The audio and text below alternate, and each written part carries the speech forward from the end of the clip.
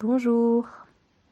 Aujourd'hui, je voulais vous parler de l'accompagnement d'une personne qui est venue me voir. C'est une dame qui est venue me voir il y a quelques années de ça et qui est revenue me voir là récemment pour sa petite fille. Et c'est suite à la séance pour sa fille que j'avais envie, du coup, je me suis replongée dans sa séance à elle qui date d'il y a quelques années, enfin dans ses séances, puisqu'on s'est vu 2 ou 3 fois, me semble-t-il. Et ça m'a donné envie de partager ça avec le plus grand nombre de personnes. Vous allez le voir, ces séances ont pour thème les allergies, les intolérances. En l'occurrence ici au lait de vache, mais j'ai aussi dans mes expériences d'accompagnement des intolérances à plein d'autres choses, que ce soit les acariens, que ce soit le gluten, que ce soit les poils d'animaux, en fait tout ce qui est intolérance et allergie, j'en ai eu pas mal. Aujourd'hui, on va donc se consacrer vraiment au lait de vache. Enfin, vous allez le voir, il y a autre chose aussi derrière, mais c'est notre point de départ. Parce que c'est aussi important, bien entendu, je pense, alors tout cela ne m'appartient qu'à moi, bien sûr, c'est pas une science exacte, mais je pense en effet que nous ne sommes pas faits pour boire du lait de vache. Nous sommes des humains. En plus, les conditions dans lesquelles le lait est fabriqué, les petits veaux qui sont retirés de leur maman, enfin bon, toutes ces choses-là font que je pense qu'on n'est pas fait pour prendre du lait de vache. Par contre, quand on a une intolérance ou une allergie au lait de vache, je trouve que c'est très très très intéressant de pouvoir quand même aller visiter les origines de cela, en plus de ce passé, de ce poison, en tout cas de ce que notre corps voit comme un poison. Pourquoi aller chercher, pas simplement pour brasser, se faire des nœuds à la tête et compagnie, mais simplement parce qu'il y a là souvent un trésor à comprendre. Il y a quelque chose à libérer. Et pas seulement pour pouvoir de nouveau manger allègrement des produits laitiers, mais pour la vie en général, pour notre lien aux autres, pour notre façon d'être au monde. Il y a en général de très très très beaux cadeaux derrière tous les messages de notre corps.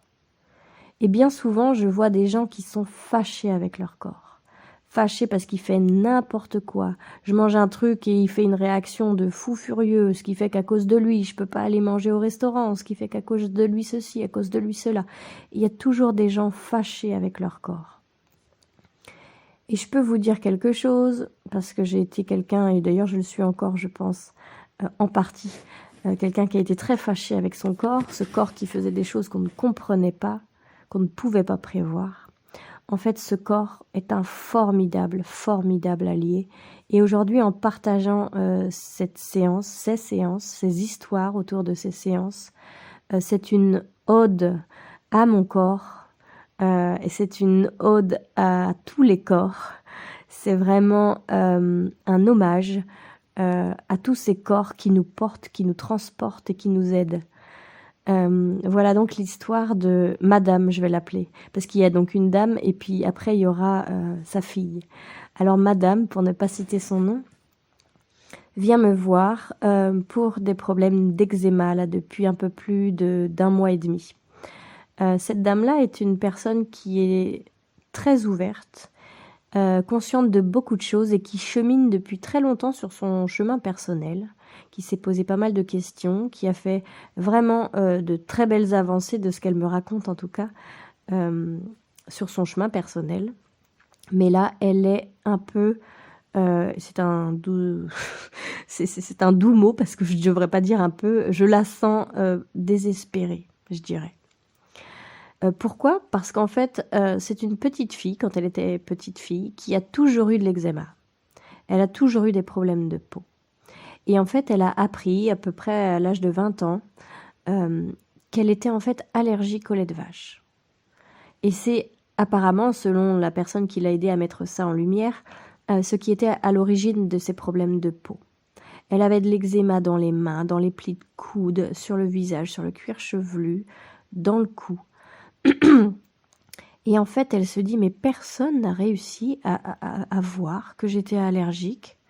Et elle buvait beaucoup, beaucoup de lait. Déjà du lait comme ça, du lait pur, mais aussi beaucoup de produits comme des fromages, des yaourts, beaucoup de choses à base de produits laitiers en tout cas. Elle était d'ailleurs très, très remontée avec ça, presque militante anti-lait. D'ailleurs, elle m'a fait beaucoup rire. Je vous le dirai plus tard, un petit peu plus tard, parce que c'était pas à ce moment-là de la séance que c'est arrivé. Donc en fait, une fois qu'elle a appris ça, elle a complètement arrêté le lait de vache. Ça a été très difficile pour elle parce qu'elle était droguée au lait de vache. Vraiment, elle adorait ça. Mais quand elle a vu les bienfaits sur sa peau, mais pas seulement, puisqu'apparemment elle avait aussi des problèmes digestifs et des problèmes de concentration, de pas mal de choses différentes qui se sont, selon elle, vraiment améliorées suite à l'arrêt des produits laitiers. Suite à ça, en fait, elle a remplacé les produits laitiers en se renseignant et tout ça. Les produits laitiers de vache, elle les a remplacés par des produits laitiers de brebis et de chèvres. Donc elle a essayé d'en prendre beaucoup moins, mais elle était quand même vraiment fan de produits laitiers. Donc pour pouvoir se donner le droit d'avoir du fromage et puis quelques yaourts ou des choses comme ça, des desserts, ou pouvoir faire des crêpes, ce genre de choses, elle s'est rabattue sur ces produits laitiers-là, qu'elle a bien tolérés. Et à un moment donné, elle ne les tolérait plus. Elle est devenue intolérante à ces produits-là aussi. Ça a été assez difficile pour elle à encaisser, mais à ce moment-là, elle s'est dit « Ok, je me suis renseignée » puisque au moment où elle a trouvé ces produits de substitution, elle a bien vu qu'il existait aussi des laits de soja, des laits d'amande, enfin plein de laits végétaux différents. Donc elle s'est dit « Eh bien, tant pis, si je ne peux pas boire de laits animaux, je vais aller vers des laits végétaux. » Puis elle, à ce moment-là, en plus, ça allait vraiment dans le courant de son cheminement personnel, puisque elle était vraiment en train de se rapprocher du monde animal, du respect du vivant, de tout ça. Et elle se disait, en fait, c'est un signe de mon corps pour me dire que je dois aller vraiment dans la bonne direction qui est la mienne, c'est-à-dire le respect des animaux. Ces animaux, que ce soit des vaches ou des chèvres, on ne les respecte pas dans leur maternité, entre guillemets, puisque on leur fait faire des petits pour avoir du lait, et puis les petits, on les éloigne de leur mère, et ainsi de suite. Bon, bref, pour elle, ça collait vraiment avec toute l'éthique à laquelle elle voulait adhérer, je dirais. Et donc, elle avait arrêté, et elle n'était plus que sur des laits végétaux. Elle s'est rendue compte qu'elle pouvait faire plein de recettes avec les laits végétaux. Sauf que elle est devenue intolérante à tous les laits végétaux qu'elle avait pu essayer. Et elle était vraiment, vraiment, vraiment fâchée. À ce moment-là, elle était vraiment fâchée. Pourquoi ? Parce que elle avait appris que si on ne prenait, c'est pas si on ne prenait qu'une chose, mais si on prenait beaucoup d'une seule chose, on pouvait y devenir intolérant. Et c'est d'ailleurs pour ça qu'elle ne s'était pas cantonnée à prendre un seul lait végétal, genre que du lait d'amande, que du lait de noisette. Elle variait, afin d'être sûre de ne pas développer, entre guillemets, une intolérance à force d'en prendre trop. Ah là là, elle était vraiment très fâchée à ce moment-là, et c'est là qu'elle m'a fait rire, même si chez elle c'était plus un cri de colère que quelque chose de comique. Mais elle m'a dit non mais franchement, les produits laitiers sont vos amis pour la vie, non mais allez vous faire foutre. Voilà ce qu'elle m'a dit. Elle me parlait pas à moi, hein. Elle parlait aux produits laitiers. Elle était vraiment très remontée avec les produits laitiers, avec cette pub qui parlait des produits laitiers, parce qu'elle dit, moi j'ai été droguée à ça et aujourd'hui je ne peux plus en prendre et je suis vraiment mal, parce que du coup je n'ai même plus de substitution possible, je ne peux plus prendre de produits laitiers. Donc ça, c'était le parcours qu'elle me racontait. Parce que, voilà, elle me disait que son eczéma revenait à chaque fois qu'elle commençait à développer une intolérance au nouveau lait de substitution qu'elle avait trouvé. Sauf que là, elle me dit, sauf que là, je n'ai plus je n'ai pas de nouveau lait de substitution, je n'ai rien trouvé, donc j'ai arrêté de prendre, de me faire des gâteaux ou des petits déj à base de lait de soja, de lait de ceci, de lait de cela. Je ne prends plus de yaourt, je ne prends plus de crème, voilà.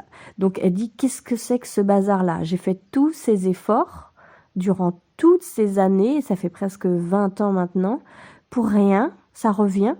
Alors je lui ai déjà remis droit devant ses yeux le fait que c'était pas pour rien, parce qu'elle avait quand même gagné beaucoup de confort sur plusieurs années, même si ça revenait après régulièrement, mais qu'elle avait déjà fait un premier pas, parce que s'il y avait eu déjà beaucoup d'améliorations, c'est que forcément elle était sur son chemin, mais qu'il manquait certainement quelque chose, une clé de compréhension ou quelque chose d'autre qui était à libérer pour pouvoir vraiment... voilà, c'était peut-être sur un autre plan, c'était peut-être sur un plan physique, émotionnel, énergétique, et on allait pouvoir aller le visiter ensemble. À ce moment-là, sa sagesse nous a menés vraiment sur une cause d'ordre physique. Alors, ce qui est quand même relativement assez rare dans les séances chez moi, puisque la plupart des gens qui viennent me voir sont déjà allés visiter beaucoup de choses dans la sphère du corps physique. En général, ils viennent vers moi plutôt pour tout ce qui appartient au monde émotionnel non conscient, ou bien tout ce qui est énergétique, invisible. Et la plupart du temps, ils ont fait le tour des causes physiques possibles. Mais là, on était bien sur une cause physique. Et sa sagesse nous amenait à aller visiter quelque chose qu'elle se serait appliquée sur le corps. Alors, je lui ai demandé, est-ce que récemment, vous avez mis un produit de soin, une crème hydratante, un gommage pour le corps, enfin, voilà, est-ce qu'il y a eu quelque chose? Et là, elle a dit, mais oui! Alors, je dis, ok, qu'est-ce que c'est? Sauf que là, elle a été coupée dans son élan. J'ai dit, j'aurais besoin que vous me disiez qu'est-ce que c'est pour pouvoir le tester, voir si on est bien au bon endroit, même si, honnêtement, avant même d'avoir pu tester ce produit, on était au bon endroit. Quand je vois tout le tsunami que je pouvais ressentir, qu'elle était probablement en train de ressentir aussi du coup, je pense qu'on était au bon endroit. Mais j'avais besoin qu'elle le dise à voix haute, et elle n'y arrivait pas. Je lui ai dit, mais est-ce que... si vous n'arrivez pas à le dire, je vais vous proposer des choses, et vous allez me dire oui ou non. Et c'est là que j'ai fait toute ma liste, et quand je lui disais est-ce que c'est une crème hydratante, elle me disait oui, mais ses yeux étaient fermés, c'est-à-dire que ses yeux étaient fermés, sa bouche était pincée presque, et elle faisait oui avec sa tête, mais je disais bah non, si vraiment c'était une crème hydratante, elle pourrait me dire tout simplement oui, j'ai acheté une crème hydratante, ça doit être ça, et là non, vu comme elle réagissait, ce n'était pas possible, et elle était en contrôle de quelque chose qui venait. Je lui ai demandé de lâcher ce contrôle si c'était possible.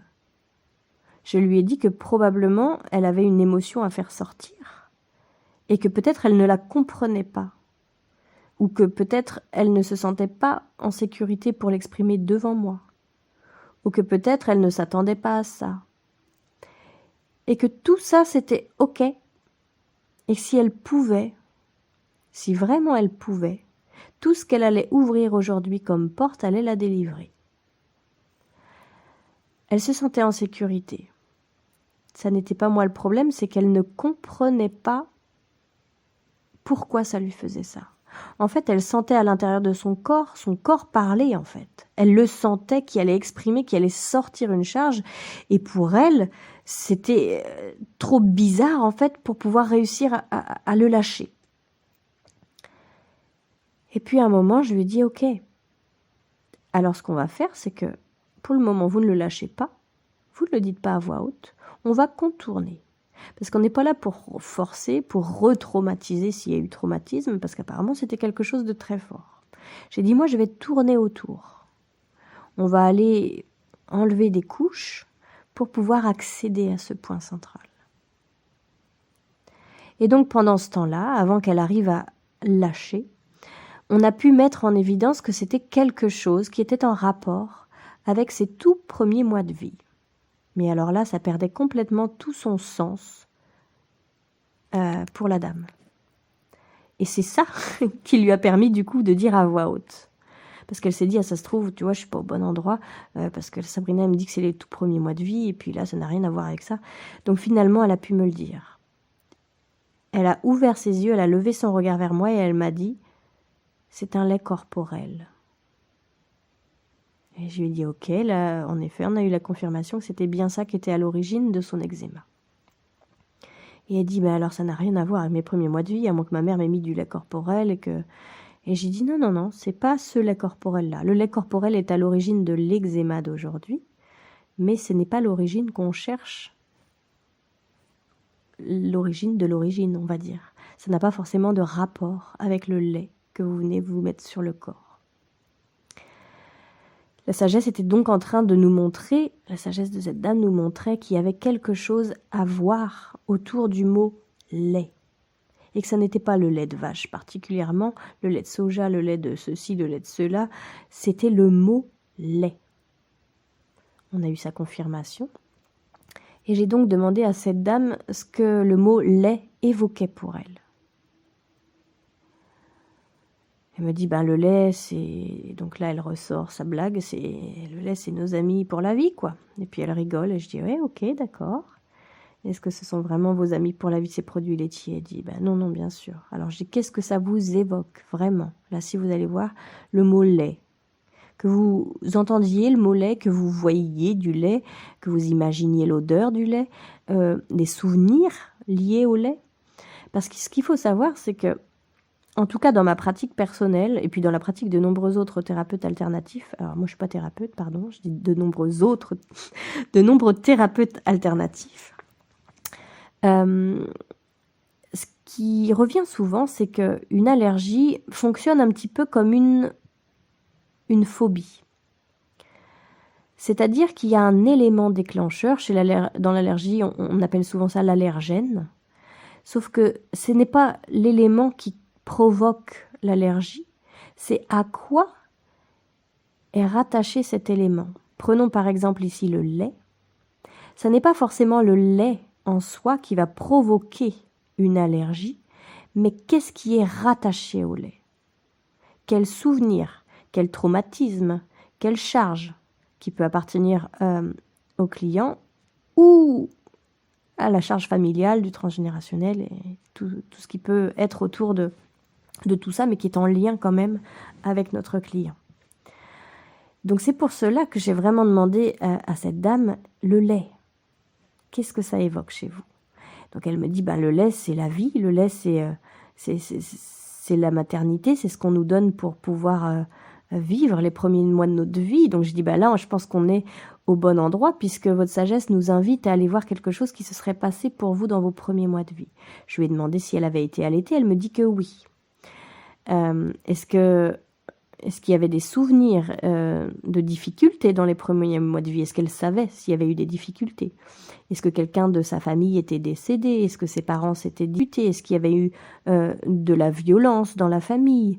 Est-ce que quelqu'un était tombé malade? Est-ce qu'il y a eu un stress, des problèmes financiers? Enfin voilà, on a essayé de chercher, il n'y avait rien qui lui revenait, mais elle était persuadée qu'il y avait eu de la violence. Elle se dit, c'est la violence. Quand vous avez dit le mot violence, ça m'a fait un boum dans le cœur. Il y a eu de la violence, et à partir de ce moment-là, c'était très difficile pour elle de la déconnecter de ça. Elle avait la sensation qu'il y avait eu de la violence. Notre première séance s'est terminée ici, et du coup, cette dame-là est allée voir sa mère pour avoir des informations. Elle voulait absolument savoir qu'est-ce qu'il avait pu se passer pour elle. Elle était persuadée qu'il y avait eu de la violence et ça ne pouvait pas s'en aller de sa tête comme ça. Ce qui fait qu'elle a été obligée, pour elle, pour s'apaiser, de demander à sa maman si celle-ci avait pu être violente avec elle quand elle était bébé. Elle lui a demandé, maman, est-ce que tu m'as secouée? Parce que ça arrive souvent, les parents qui secouent leur bébé, parce que les bébés pleurent beaucoup. Est-ce que tu m'as secouée ou est-ce que tu m'as crié dessus? Est-ce que elle n'essayait même pas de savoir si ça pouvait être sur quelqu'un d'extérieur, par exemple, je ne sais pas moi, son père qui s'engueule avec le voisin et puis sa maman qui est en train de l'allaiter à ce moment-là et que ça fait vraiment un choc. Elle avait vraiment l'impression que la violence avait été dirigée vers elle-même. Et là, sa maman lui a dit quelque chose, je n'étais pas là pour l'entendre, mais c'est ce qu'elle m'a c'est ce qu'elle m'a raconté après, sa maman lui a dit « Je suis vraiment, vraiment, vraiment peinée que tu puisses croire que je t'ai violentée. Parce que loin de moi de t'avoir violentée, au contraire, je t'ai tout donné. J'étais très mal et je t'ai tout donné quand même. J'ai tout fait pour toi, ma fille. J'étais en burn-out, sauf que à l'époque, on ne connaissait pas cette expression et on n'accompagnait pas les femmes qui se sentaient pas bien. Une femme, à l'époque, devait s'occuper de son bébé. Et on n'était pas là pour l'aider, pour lui dire que c'était normal de pas réussir, d'être fatiguée, de ne pas avoir envie. Et moi, malgré tout ça, j'ai donné toute mon énergie. Je t'ai donné tout mon lait jusqu'à la dernière goutte. Et c'est là-dessus que leur discussion s'est arrêtée et c'est là-dessus que notre séance suivante a commencé. En effet, cette dame-là, je l'appelle Madame, je suis désolée, je ne vais pas donner son nom. Madame a commencé notre deuxième séance comme ça. Voilà ce que ma mère m'a dit. Et je lui ai dit, qu'est-ce que vous en pensez, vous? Qu'est-ce que ça vous a fait? Elle dit, dans un premier temps, j'étais presque déçue qu'elle ne m'ait pas violentée. Parce qu'en fait, j'étais prête à ça. Et ça m'aurait donné une vraie raison. Ça aurait été la piste, ça aurait été l'origine de cette allergie, on aurait trouvé, et puis voilà, ce serait terminé, quoi. Et je dis, oui, ok, je comprends, donc on a accueilli tout ça. Et je lui ai dit, vous savez que ce que vous avez vécu là, c'est une forme de violence. Parce que votre maman se faisait violence. Et vous buviez ce qui venait de votre maman. Et là, en fait, son corps a commencé à trembler. Les larmes sont montées. Et elle essayait de contrôler tout ça, mais je l'ai invitée à surtout laisser faire son corps. Ce corps-là, ce héros, qui sait tout, qui nous passe tous les messages, et qui avait besoin de décharger ce trop-plein.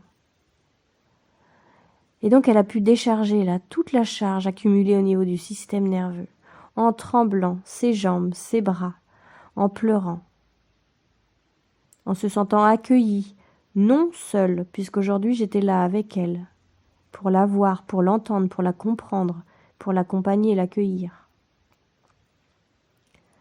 Et grâce à sa sagesse, on a pu encore une fois confirmer tout ça.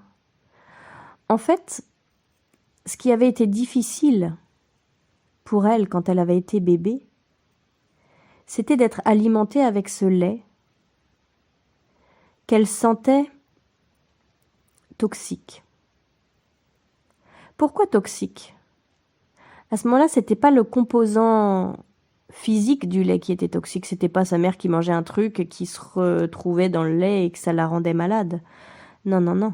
C'est que sa maman lui donnait ce lait contre vents et marées, mais qu'elle était en train de se noyer, de se perdre, parce qu'elle n'avait plus de force, plus d'énergie, et elle continuait d'allaiter sa petite. Parce que c'est comme ça qu'on doit faire, on disait à l'époque. Et vraiment, le fait de mettre ça en lumière, ça a permis à cette dame de faire sortir une charge émotionnelle énorme à travers les tremblements de son corps, à travers les pleurs, à travers des petits bruits bien à elle, des claquements de dents, beaucoup de choses. Elle a été très impressionnée parce qu'elle ne savait pas qu'il pouvait y avoir tout ça à l'intérieur d'elle. Mais après, vraiment, elle a senti comme un soulagement dans son corps et dans son cœur. En fait, chez cette personne, le lait, et il ne s'agissait pas du lait de vache ou du lait de soja ou du lait pour le corps, mais du lait. Le mot lait, le principe même du lait était associé au danger. Au danger pourquoi? Pas seulement parce que, oui, c'est vrai, elle buvait quelque chose qui lui semblait toxique, parce qu'il y avait une charge de «Oh, je dois le faire, mais j'y arrive pas, mais j'ai pas envie, mais j'ai plus de force». Mais surtout, en fait, parce que elle sentait qu'à travers ce lait, elle épuisait sa mère. Or, un nouveau-né, un nourrisson, sans une maman, c'est un nourrisson en danger de mort. Bien sûr, on est d'accord qu'aujourd'hui, si une maman venait à mourir, un nourrisson ne serait pas en danger de mort, il serait avec son papa, il serait avec ses grands-parents, il serait dans une famille d'accueil, peu importe. Mais pour le bébé qui vient d'arriver et qui ne travaille qu'avec son cerveau archaïque, on est sur des concepts archaïques. Et un bébé sans maman, c'est un bébé mort. Pour le cerveau archaïque. Pensez bien au moment où les hommes vivaient de chasse et de cueillette. Quand le papa partait à la chasse, si maman, qui avait son nouveau-né dans les bras, venait à mourir, eh bien bébé allait mourir certainement sous peu. Le tigre à dents de sabre ou je ne sais quel autre prédateur allait venir et manger le bébé. Et c'est ça qui reste dans nos cerveaux archaïques de bébé. Si maman meurt, je suis en danger de mort. Chez cette personne, le lait était associé à la mort, au danger. Son corps a donc fait un formidable travail pour la mettre en sécurité. À chaque fois que le lait s'approchait d'elle, attention, danger. Et le fait d'avoir pu mettre tout ça en mots, au lieu de simplement faire une éviction des produits laitiers, lui a permis de se libérer d'une charge énorme. Et pas seulement de pouvoir bien manger sans se rendre malade, mais simplement de se réapproprier toute une partie de sa vie, de son être, de son lien à sa mère, de son lien à sa maternité, de son lien à la vie, à la sécurité. Ça a eu des conséquences sur beaucoup de choses. Et il n'a pas fallu de 3e séance. À partir de ce moment-là, cette personne-là a pu reconsommer du lait sans qu'il n'y ait de problème. Elle a pu se remettre du produit lait corporel sur sa peau sans qu'il n'y ait plus de problème de peau. Alors, elle n'a pas repris le lait de vache ou le lait de chèvre, mais ça, c'était pour des raisons éthiques. Elle a quand même goûté. Elle en a quand même repris pour voir. Mais je pense qu'elle n'a pas pris autant de lait qu'avant, qui pourrait vraiment lui prouver à elle-même que, en effet, cette séance a fonctionné pour elle. Elle peut manger autant de produits laitiers qu'elle le veut sans y avoir d'eczéma. Mais comme elle le disait, je m'en fous. Je m'en fous parce que je me sens libérée d'un truc. Voilà ce qu'elle m'a dit. Et je n'ai pas revu cette personne depuis quelques bonnes années. Mais récemment, elle m'a donc recontactée pour sa fille. Et ce sera la suite de notre audio pour une prochaine fois.